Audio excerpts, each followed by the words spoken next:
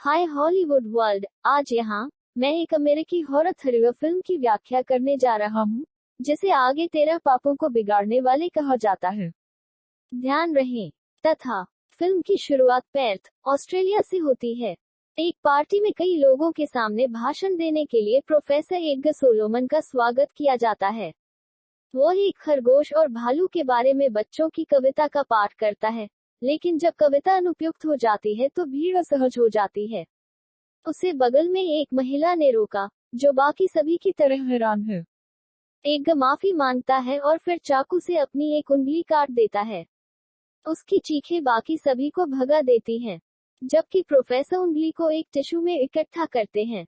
सुरक्षा गार्ड उसे अपने हाथ ऊपर करने के लिए कहता है, और जब वह उपकृत नहीं होता है तो उसे अपनी आखिरी ताकत के साथ गोली मार दी जाती है। एडगर अपने मोबाइल फोन पर जाने की कोशिश करता है, लेकिन ऑस्ट्रेलिया में असफल पार्टियां कहीं और दिखाई देती हैं। Salesman Elliot Brindle New Orleans, Louisiana में रहता है। वह और उसकी मंगेतर जल्द ही एक बच्चा होने की उम्मीद कर रहे हैं और शादी करने वाले हैं।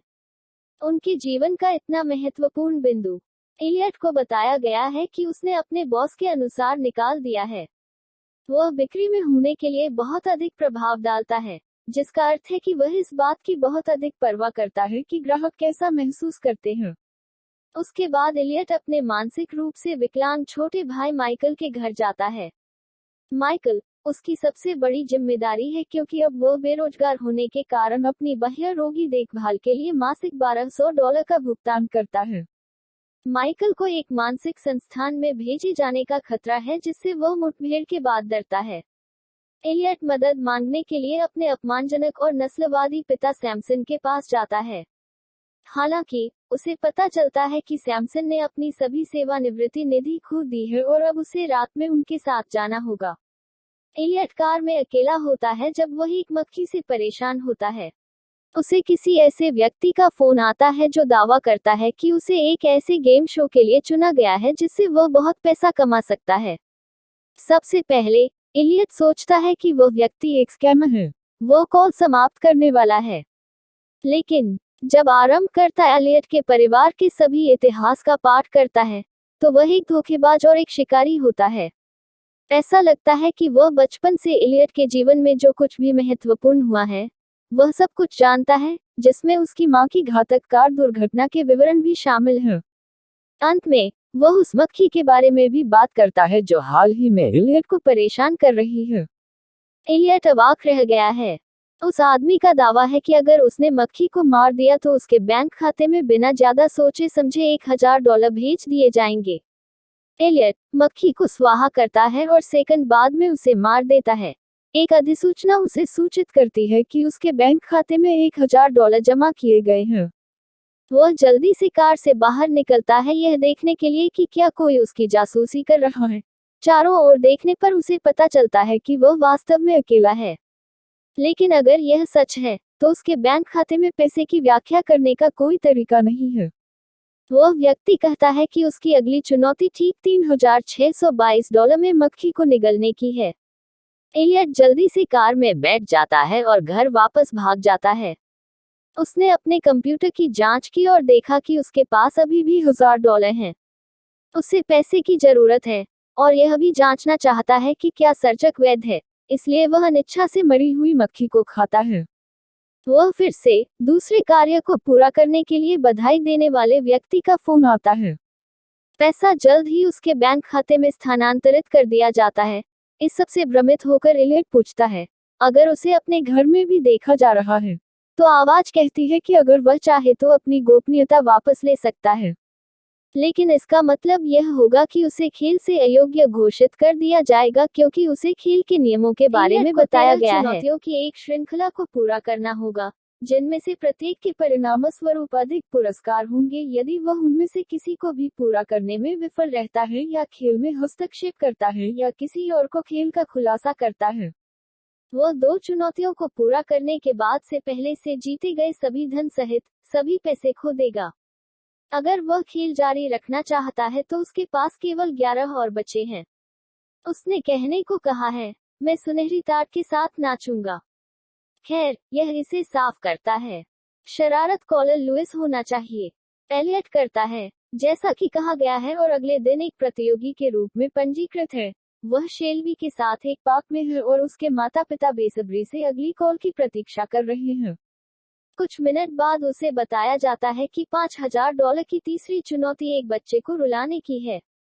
वह अपने आप को क्षमा करता है और आदर्श बच्चे की तलाश में लग जाता है। एक छोटी लड़की दौड़ती हुई उसके पास आती है और उसे पूरा मौका देती है। वह उसे बताता है कि उसके माता पिता उसे एक अनाथालय में छोड़ने जा रहे हैं और उसे रुलाते हैं। एलियट एक प्राकृतिक नकद पुरस्कार प्राप्त करने के दौरान बच्चा अपने माता पिता के पास दौड़ता है। जैसे ही माता पिता उस पर चिल्लाते हैं, वह जल्दी से शेल्वी के साथ कार में बैठ जाता है। उसके बाद युगल एलियट के पिता को लेने के लिए चर्च जाता है। उसे फिर से एक कॉल आता है और कहा जाता है कि चौथी चुनौती के लिए उसे चर्च के लिए नेत्रहीन बच्चों द्वारा दस्तकारी किए गए एक जन्म दृश्य को जलाना चाहिए। जब कोई नहीं देख रहा होता है तो एलियट उस ढांचे को बाहर लाकर जला देता है। आग गलती से चर्च के चारों ओर फैल जाती है और बेकाबू हो जाती है। फायर अलार्म बजाकर वह जल्दी से अपने परिवार के साथ भाग जाता है। क्षण भर बाद उसके खाते में $10,000 जमा हो जाते हैं। उसके कुछ ही समय बाद उसे अगली चुनौती मिलती है और उसे पुलिस स्टेशन में सड़क के किनारे एक बेघर व्यक्ति का पीछा करने के लिए कहा जाता है। उसी समय बच्ची के माता पिता घटना की सूचना देने पहुंचे। बेघर व्यक्ति भी वहां पहुंच जाता है। डिटेक्टिव चिल कोड में बताया जाता है कि किसी ने बेघर व्यक्ति के कपड़े और सामान बेच दिया। जब गुंडागर्दी के रेखाचित्र बनते हैं तो उन्हें पता चलता है कि कपड़े चुराने वाले ने चर्च को जला दिया और लड़की को परेशान किया। एलियट अब चुनौती 6 पर है। उसे एक विशिष्ट अपार्टमेंट से एक आदमी को कॉफी के लिए बाहर ले जाने के लिए कहा जाता है।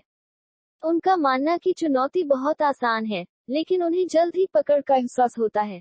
जिस व्यक्ति को वह बाहर निकाल रहा है, वह बाथटब में मृत पड़ा है और कोई रास्ता नहीं है। वह गंध को छिपाने के लिए लाश पर फ्रेशनर छिड़कता है। फिर वह उसे कपड़े पहनाता है और उसे घसीटते हुए घसीटकर निकटतम भोजनशाला में ले जाता है।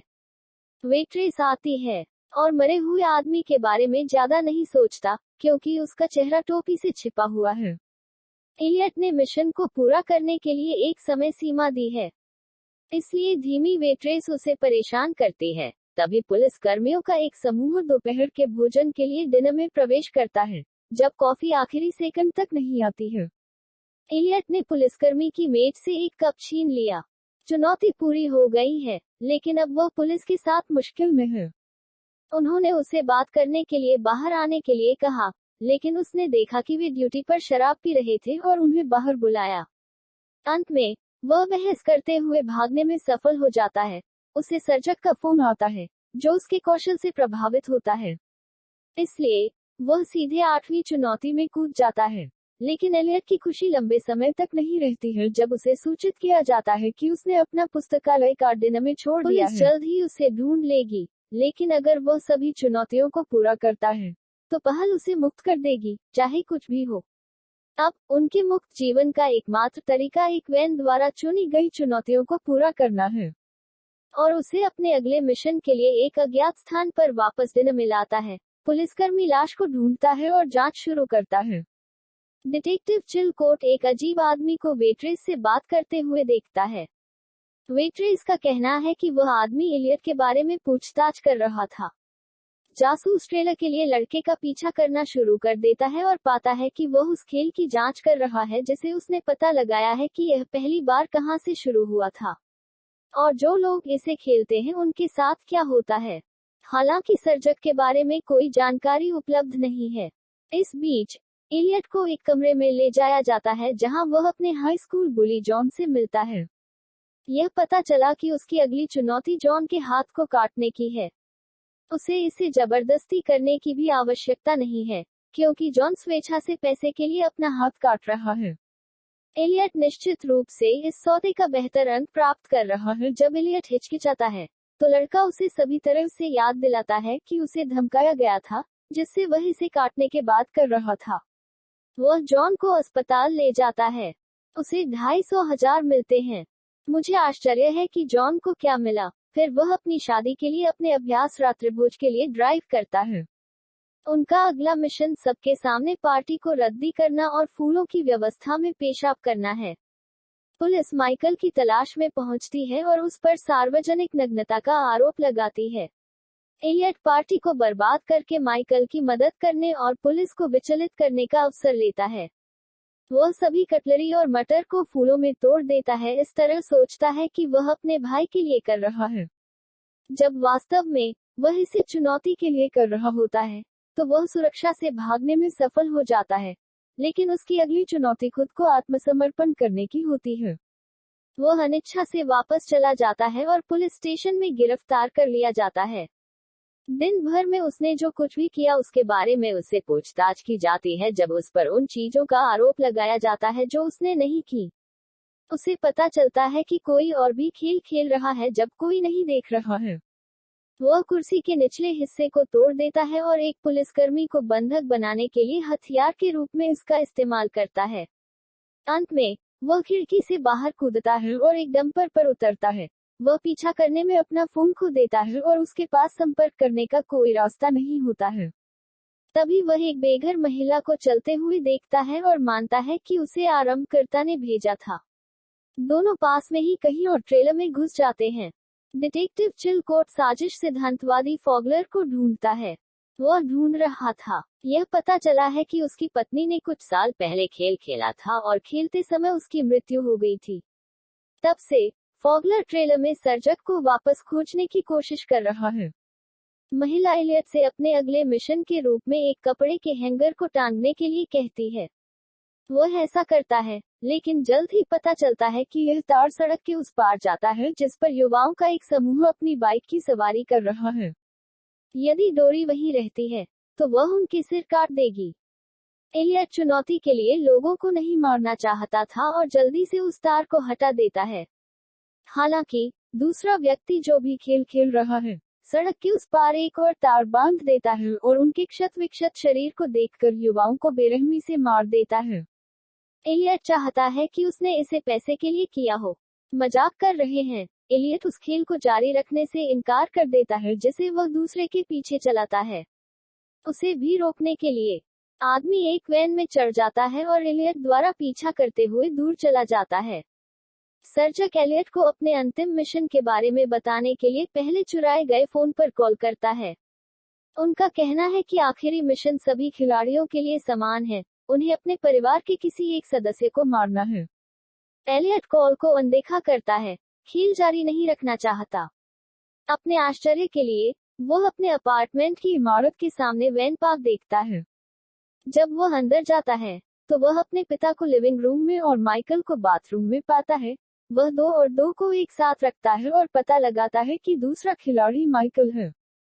माइकल अभी भी खेल खेलना चाहता है और इसे जीतने के लिए अपने पिता को मारने के लिए तैयार है।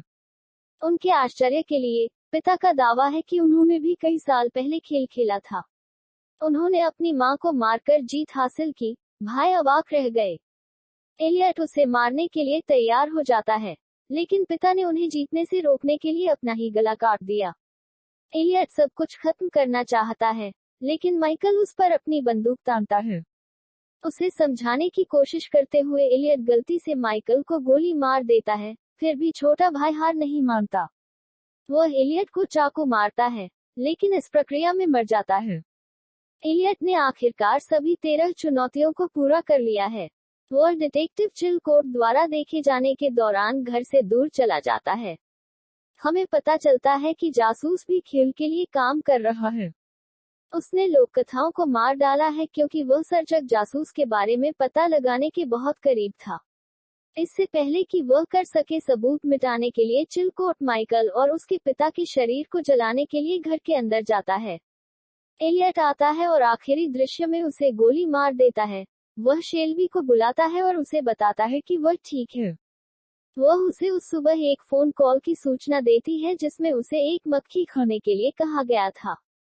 एलियट सदमे में जम जाता है, लेकिन शेल्बी का कहना है कि उसने प्रस्ताव को अस्वीकार कर दिया। इस तरह के और वीडियो के लिए सब्सक्राइब करें, नोटिफिकेशन चालू करें और चैनल की मदद करने के लिए एक लाइक छोड़ें। देखने के लिए धन्यवाद।